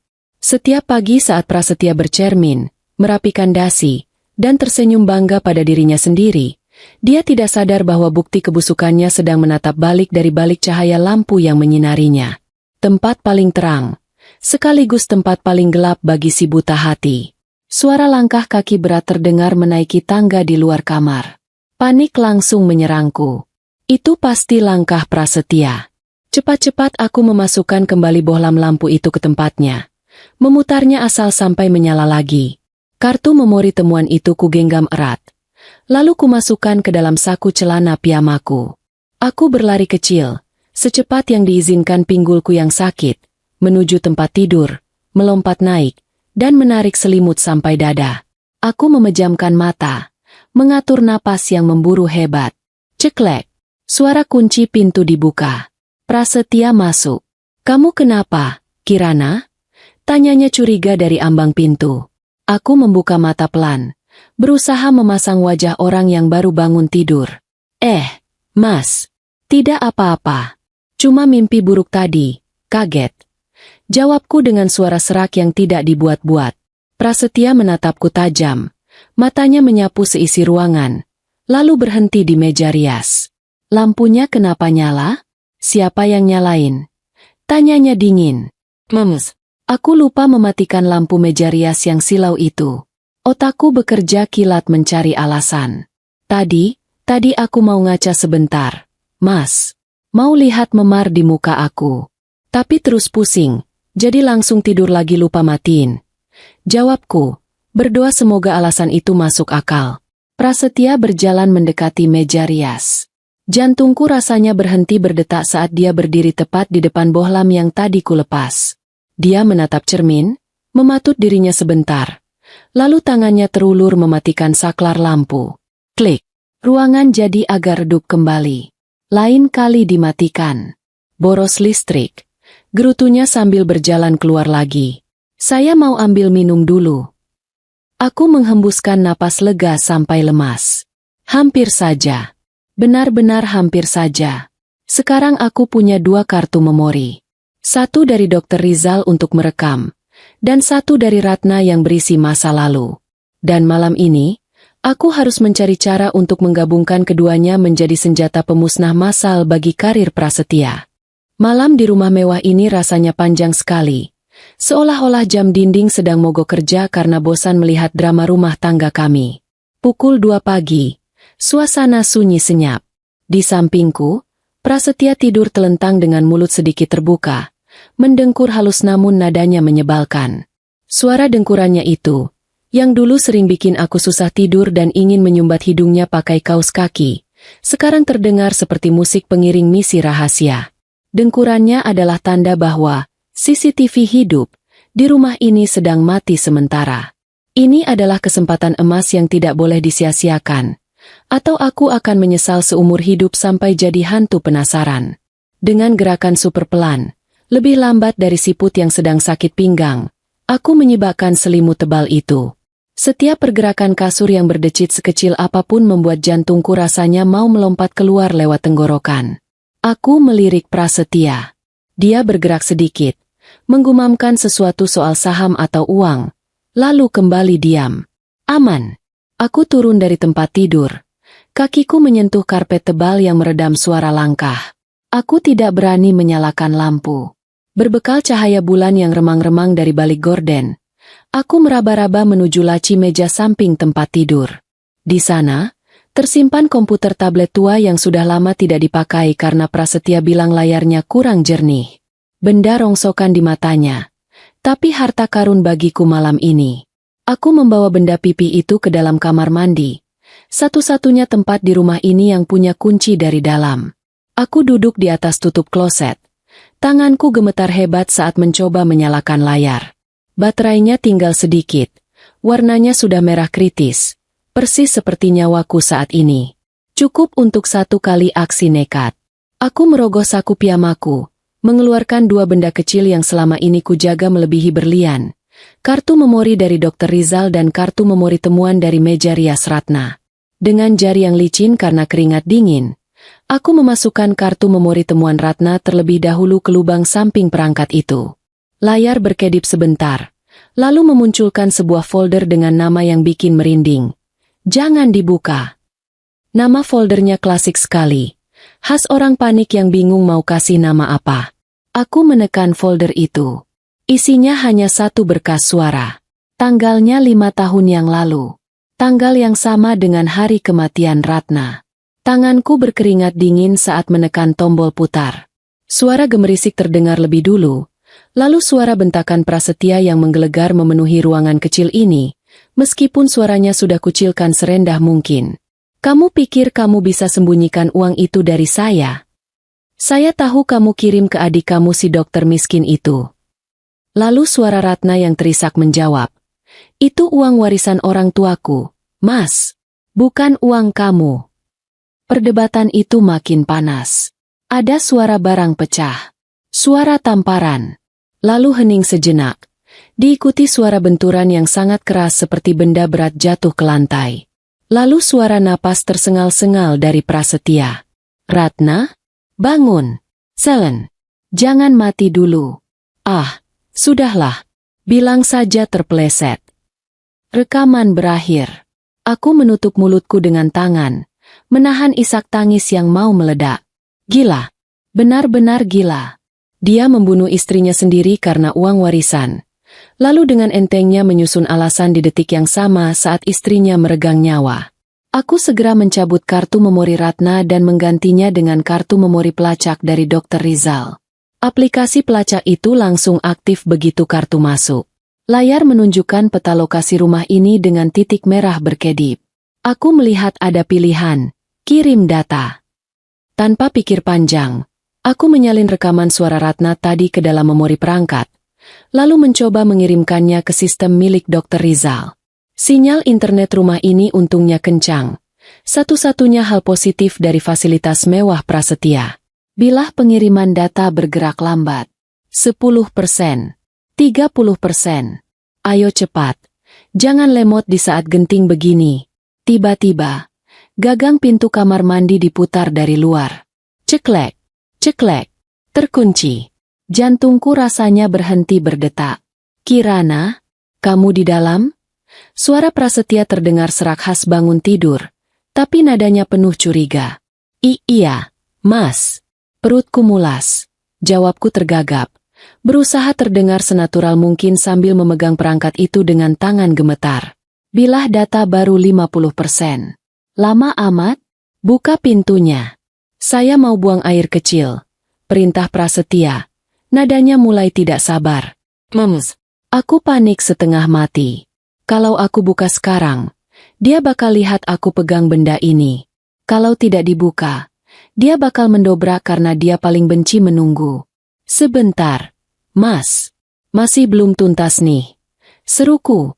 Mataku terpaku pada layar. 70%. 80%. Kirana, buka pintunya sekarang atau saya dobrak.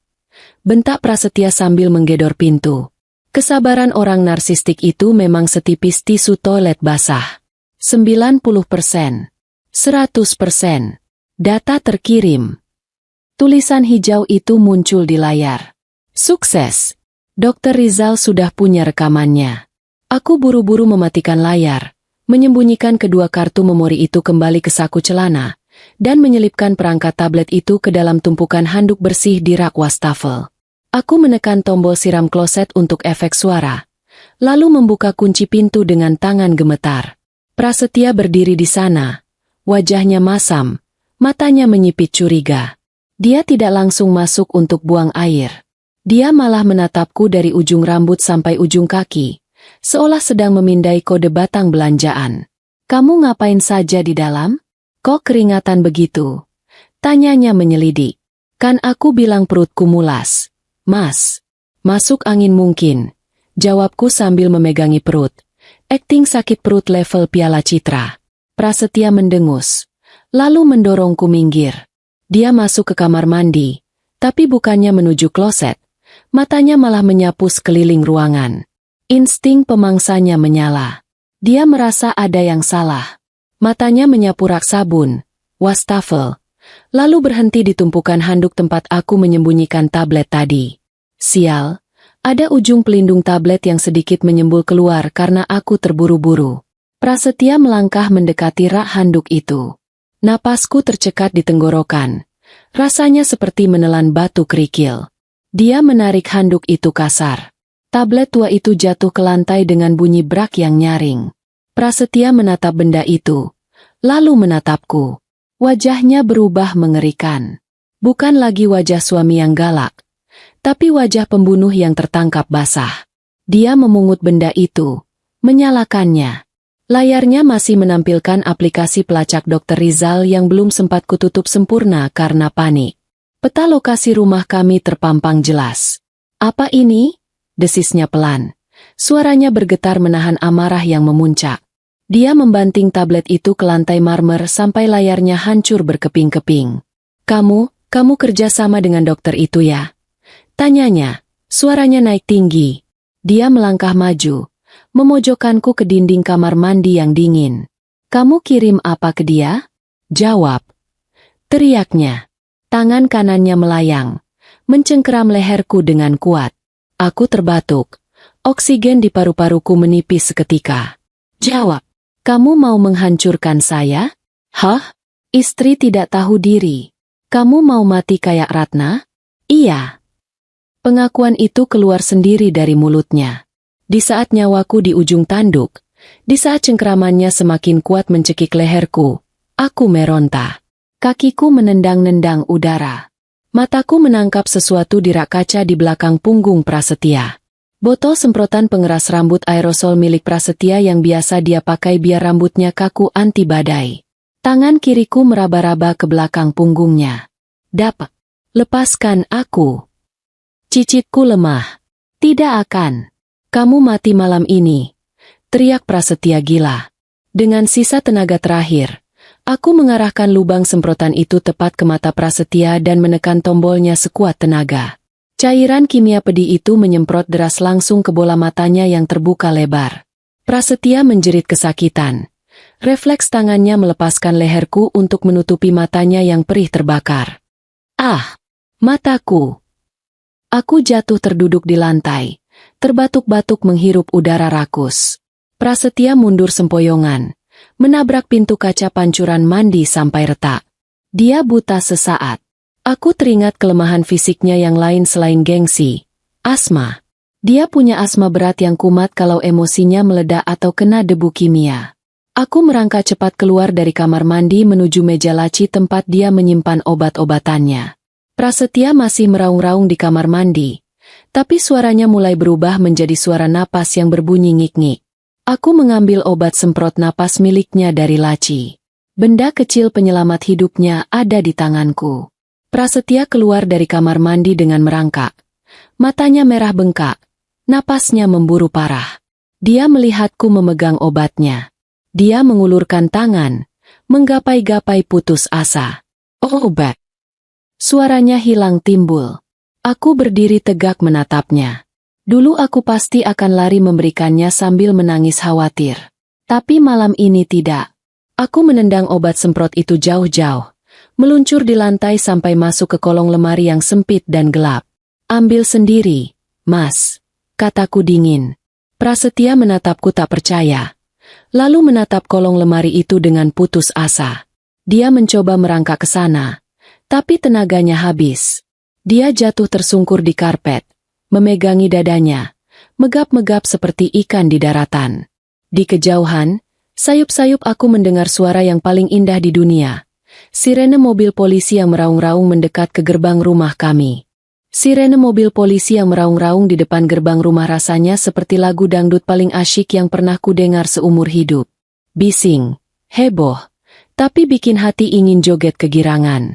Di depanku, Prasetya, si tuan besar yang biasanya lebih galak dari anjing penjaga, kini tergeletak tak berdaya di atas karpet bulu impor kesayangannya. Napasnya berbunyi mencicit seperti tikus kejepit pintu. Dadanya naik turun berusaha meraup oksigen yang sepertinya enggan masuk ke paru-paru kotornya. Wajahnya yang bengkak dan merah karena semprotan pengeras rambut tadi membuatnya terlihat seperti badut sirkus yang gagal melakukan atraksi. Aku berdiri di sana, menatapnya tanpa rasa iba sedikit pun. Dulu, melihat dia batuk sedikit saja aku sudah panik membuatkan jahe hangat. Sekarang, rasanya aku ingin mengambil camilan sambil menontonnya megap-megap. Pintu kamar didobrak dengan kasar, menampilkan beberapa polisi berseragam lengkap yang masuk dengan senjata teracung, siap menghadapi penjahat kelas kakap. Di belakang mereka, muncul sosok Dr. Rizal dengan jas putihnya yang berkibar-kibar. Gayanya persis pahlawan kesiangan yang baru datang saat musuh sudah kalah telak. "Jangan tembak. Dia sudah lumpuh," teriakku sambil mengangkat tangan, mencoba terlihat kooperatif biar tidak dikira komplotan penjahat. Para polisi langsung mengamankan ruangan, sementara Dr. Rizal dengan sigap, meski wajahnya terlihat sangat enggan, memeriksa kondisi Prasetya. Sungguh ironis nasib ini, seorang dokter yang adiknya dibunuh oleh orang ini, sekarang justru harus memberikan pertolongan pertama supaya si pembunuh tidak mati sebelum diadili. Beri dia oksigen, jangan sampai mati. Penjara terlalu bagus kalau dia mati sekarang, kata Dr. Rizal dingin pada petugas medis yang menyusul masuk. Setelah napasnya agak teratur berkat bantuan medis darurat, Prasetya langsung diborgol. Melihat tangannya yang biasa dipakai menampar kini terbelenggu besi dingin, rasanya ada kepuasan batin yang tidak bisa dibeli dengan kupon belanja manapun. Dia digotong keluar kamar, melewati meja rias tempat dia biasa mematut diri. Dia menatapku dengan sisa tenaga, matanya memancarkan kebencian murni. "Kamu, istri durhaka." Desisnya lemah. Aku hanya tersenyum manis, senyum paling tulus yang pernah kuberikan padanya. "Bukan durhaka, Mas. Cuma mengembalikan apa yang Mas tanam. Anggap saja ini panen raya." Aku berjalan keluar dari kamar itu, melangkah melewati ambang pintu yang selama 5 tahun ini jadi batas penjaraku. Di lantai bawah, Pak Maman dan Mbak Surti berdiri mematung di dekat tangga dengan mulut menganga lebar. Mungkin kaget melihat majikan mereka yang terhormat digelandang polisi seperti maling ayam tertangkap warga. Aku sempatkan berhenti sejenak di depan mereka. "Mbak Surti, tolong sampaikan ke tukang sayur besok, saya tidak jadi pesan brokoli," kataku santai. Mbak Surti cuma mengangguk kaku, masih syok berat. Kasihan. Mungkin besok mereka harus cari kerjaan baru. Tapi setidaknya mereka tidak perlu lagi kerja sambil menahan napas takut dimarahi. Hari-hari berikutnya adalah pusaran berita dan pemeriksaan yang melelahkan. Tapi entah kenapa aku tidak merasa capek sama sekali. Rekaman suara Ratna yang berhasil kunggah malam itu menjadi bom nuklir yang menghancurkan seluruh pertahanan hukum Prasetya. Pengacaranya yang mahal itu sampai angkat tangan. Tidak bisa lagi membela klien yang jelas-jelas terekam mengakui pembunuhan dan terdengar sedang menyiksa istrinya sendiri. Ditambah lagi kesaksian Dr. Rizal dan hasil visum badanku yang babak belur. Prasetya tidak punya celah untuk lolos. Citra, suami teladan, yang dia bangun bertahun-tahun runtuh dalam semalam, digantikan dengan gelar baru, monster berwajah malaikat. Kasus kematian Ratna dibuka kembali, dan kali ini, kebenaran tidak bisa dibungkam dengan uang pelicin. Makam Ratna dibongkar untuk otopsi, dan hasilnya membenarkan semua dugaan Dr. Rizal. Ada retakan di tengkorak belakang yang tidak sesuai dengan pola jatuh terpleset, melainkan benturan benda tumpul. Sidang putusan Prasetya menjadi tontonan paling ramai di pengadilan. Saat hakim mengetuk palu memvonisnya penjara seumur hidup, Dr. Rizal menangis di kursi pengunjung. Dia memeluk erat, bukan pelukan romantis, tapi pelukan dua orang prajurit yang selamat dari perang mematikan. Terima kasih, Kirana. Kamu nekat, gila, tapi terima kasih, bisiknya. Aku tertawa kecil sambil menghapus air mata. Sama-sama, Dok. Tapi jangan harap saya mau dirawat di rumah sakit dokter lagi ya. Trauma bawa obatnya. 6 bulan berlalu sejak malam penangkapan itu, dan hidupku berubah 180 derajat. Sekarang aku tinggal di sebuah rumah kontrakan kecil di pinggiran kota. Temboknya agak mengelupas di bagian bawah, dan atapnya bocor sedikit kalau hujan deras. Jauh sekali dari kemewahan rumah gedung neraka milik Prasetya. Tidak ada lantai marmer yang dingin, tidak ada lampu kristal yang silau, dan tentu saja tidak ada AC sentral yang bikin masuk angin. Tapi tahukah kalian? Tidur di kasur busa tipis di lantai kontrakan ini rasanya jauh lebih nyenyak daripada tidur di kasur raja seharga mobil itu. Aku membuka usaha catering kecil-kecilan, memasak untuk pesanan kantor dan acara syukuran. Ternyata bakat memasakku yang dulu sering dicela Prasetya, katanya kurang asin lah, keasinan lah, kurang estetik lah, malah laku keras di lidah orang normal. Setiap pagi aku bangun bukan karena takut terlambat menyetrika kemeja, tapi karena harus belanja ke pasar. Bau bawang dan cabai kini jadi parfum favoritku. Kadang aku masih kaget kalau dengar suara pintu dibanting oleh tetangga atau suara orang berteriak di jalan. Trauma itu memang awet seperti sampah plastik, susah diurai. Tapi aku sedang belajar berdamai. Sore ini, aku duduk di teras kontrakan sambil minum teh manis hangat di cangkir plastik murah. Langit berwarna jingga, cantik sekali. Tiba-tiba ponselku bergetar. Sebuah pesan masuk dari Dr. Rizal. Isinya singkat. Prasetya baru saja dipindahkan ke sel isolasi karena berkelahi berebut jatah makanan. Dia kalah. Aku tertawa lepas membaca pesan itu. Roda nasib memang bundar dan kadang menggelinding melindas orang yang salah jalan. Dulu dia berebut kuasa. Sekarang berebut nasi cadong pun kalah. Aku meletakkan ponsel, menyeruput tehku lagi. Manis. Kali ini manisnya pas, karena aku sendiri yang menakarnya, bukan orang lain. Aku Kirana, mantan istri sang monster, dan hari ini aku merdeka.